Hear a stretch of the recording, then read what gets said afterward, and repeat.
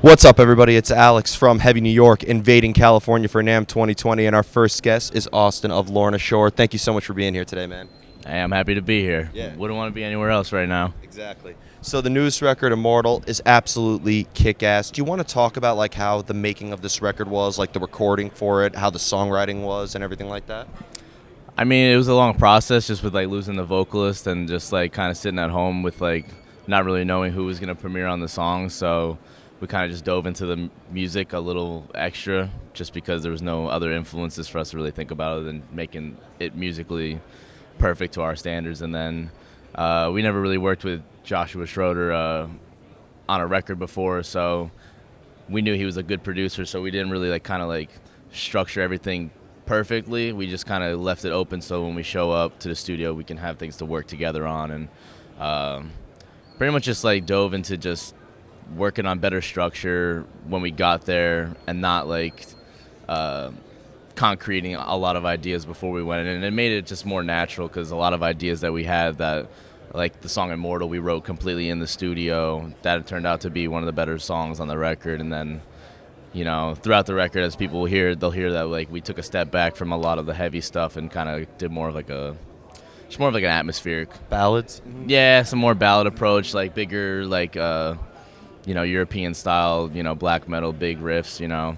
So we just had in mind just the sound, wanted it to just be bigger and just wanted it to be more punchy, and going forward, I think that's just the sound we want to achieve. Yeah, well, I noticed that there was some differences in a way, like between this and Flesh Coffin, the last record, right? So, like, I'd imagine that, like, you kind of went into this knowing you didn't want to just, like, continue where you left off. You kind of wanted to experiment a little bit more. Yeah, I mean, Flesh Coffin, we went in, nothing was ever changed. Like, everything was how we wrote it at home. So this one, we kind of told ourselves to kind of, like, have some more natural ideas develop as we're sitting around, and, like, Josh is very good at picking apart our brains. So if we're in the room talking, he can reference something we talked about a day ago, half an hour ago, 2 days ago, and just say, hey, well, you mentioned, you wanted to do something like this on a song. Why don't we do that? So he kind of just took a lot of ideas that we would just skip over in our minds because we're just going so quickly with the writing process with just me and Adam, and made sure that my ideas were heard, Adam's ideas were heard, and we all met in the middle with any ideas that we felt were cohesive. And I definitely did what I wanted with the record. Adam had a lot of good shine, and there's a lot of good solos, there's a lot of good leads. I think it's the best representation of our musicianship, so Awesome. hope people can enjoy it. Yeah. Do you think, I know I'm asking this way early, being that the record isn't even out to the public yet, but do you think that maybe experimenting and going outside the box for this record has opened even more doors for the future? Oh, 100%. I mean, we're already talking about just next record to just kind of dive into the metal world a little more, and some of the songs that are my favorites on the record like don't have a lot of heavy elements to them. So I think just playing the dynamic of, if we're going to have a heavy track, it's going to be heavy. If we're going to have like a softer, more of a ballad track, let's just make it all it can be without compromising, the emotion by throwing in, just a heavy part because we felt like we needed to do it. So, and our newest guitar player, Andrew, has a big influence with like, just like other, like more like mellow death and like a lot of different like, prog elements. So I think like rhythmically we can like add a little bit more of a, just a more of an interesting aspect to the sound, and because Adam's very, my man's got the riffs all day, and like I'm the drummer, so I bring a lot of the rhythm to the table. But Andrew's a very good all-around player, so I'm excited to write with him, and he's the best addition we've put in this band. So definitely excited to see what he can bring to the table. Absolutely. Now, for you, being a drummer, do you lay down the rhythm first and then like the band would like bring music over that, or do you need like riffs or some melodies in order to know how to bring your part into the song? I mean, sometimes I'll have something that I'll put to the table, but for the most part, Adam will. I mean, he's got riffs for days, so I'll just follow what he's got going on, and then if he wants to change something, sometimes I'll do something on drums that he really likes and wants to change his part, and he'll compliment my playing, and vice versa. So it's really just like a big back and forth battle between me and him, just like kind of like figuring out who's got the right feel for the song, or if the next part is rhythmically good and we want it to be the melody to be better, that's where Adam steps in. So we're always building. We'll start with a very small piece, like just and then from there, just all the accents, all the it just takes flight. And then by the end of it, when we're finally happy with it, it's usually something we're all happy with. So that's what we always try to make sure. I mean, no matter what, like Adam's gotta do his thing, I gotta do my thing, and we've been writing music together for 6-7 years now. So pretty much our ideas are usually on point with each other. He's thinking something, I already thought it.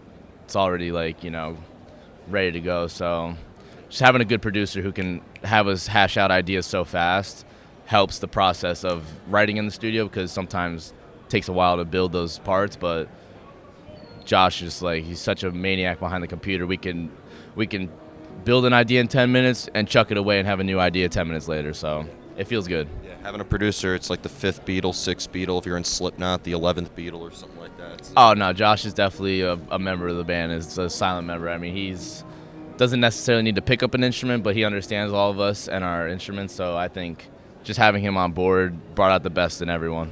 Yeah. And I have 2 more questions for you. I've asked a lot of vocalists and guitar players is because, for them, playing like in a studio or in a practice space is different because they have to do crowd interaction and, but like for you, being that you're behind the kit, do you think that maybe there's a similar energy in the studio as in a live setting, or is it still a completely different element altogether? Oh, it's so different. I mean, I feed off the crowd and I feed off just the adrenaline of the show. So in the studio, especially playing such fast stuff, it's hard for me to be in a silent room and to pick up that speed and just go for it with no one else around me. I'm very I draw my energy from Adam, from the vocalists, from the fans. So for me, sometimes, I need a little, some coffee. I need something to just get myself in a nice buzzing mode. But working with Josh again, he's very patient, very honest. So if something needs to be better, I trust his judgment, and we get there. So as long as I have a producer that's patient, and because we're playing very fast stuff, and usually the songs, especially writing a lot in the studio, I don't have time to rehearse at my house those songs, so I'm playing parts for the first time on recording, and they have to be confident. Yeah. So pretty much just building blocks. I mean, some songs I can go straight for a good while, but other parts he's like, hey, you just learned this part, let's just worry about this first minute of this track, and then we'll work from there. And then having his confidence in me builds my confidence, and it just makes for I love the drum tones on the record. I think it's the best I've ever sounded. It's the best anything's ever sounded. So there you go. And that brings us to the final question. What is your gear of choice for Lorna Shore? Well, I'm here with SJC drums. I recently just got a custom snare from them built by my buddy from Amur. Zach from SJC helped out, and my father gave everyone the idea to make that happen for me. So I love SJC. They're great people. I'm here with Peisty as well. Peisty cymbals. I tracked all the record with Peisty and SJC drums. And then sticks and heads, I got Pro Mark Evans, the D Dario family. And then Axis percussion pedals for the speed and all that good stuff. So yeah, it's pretty basic, It's all good companies, all people doing great things, and I feel very confident having all that stuff in my setup, and I know I'm going to have a good performance as long as I got all them with me, so it feels good. Is it best just because it suits the style of music you play, or is it just a comfort thing that you've always been good? Because SJC, they work with Jay Weinberg of Slipknot, but they also work with Issues, so fairly diverse sort of a style they could create. Yeah, I mean, I think that's what's great about them is, you're not just getting one type of drum. You can get anything you want from that company. And, I've played every company under the sun, and nothing against any factory company, but I just like the family vibe of SJC. They're very thankful for all their artists, and they take care of me very well. And anything I ever need, or if I have a video to post, they're going to post it up for me. And Peisty is a big name in the metal industry, especially all my idols growing up, Iron Maiden, Tool, Slayer, Joey Jordison. I mean, they all played Peisty, so it's nice to be able to be under the same umbrella as those cats. And it's kind of unreal to especially be with Peisty, because that was my first set of cymbals ever was given to me by my uncle. Was the guitar tech for Bon Jovi. Oh, wow. And he knew Tico Torres, and Tico Torres gave him a bag of cymbals to give to me when I was a very young cat. So I can remember getting that, I probably had more cymbals in that bag than I have right now at my house, but you know, it was a wide variety. I got to like really like learn about different kinds of cymbals through that because I had splashes that I never had. I never even knew what a cup chime or any of these like little, you know, tiny cymbals were in this arsenal. So gave me a lot of creativity at a young age to like build a kit and have fun. So yeah, to be with Peisty is, you know, a dream come true. SJC, I've always grown up creating kits online, you know, wanting all types of crazy custom stuff. So, you know, it feels good. Definitely feels good. Awesome. Well, Austin, always great to see you, man. All right, Thank you for your always time. good. Always good, brother. Started Namm off on a high note this one. Hey. Everybody, Austin of Lorna Shore, Immortal. Be sure to pick that up. This is Alex from Heavy New York. We'll see you next time.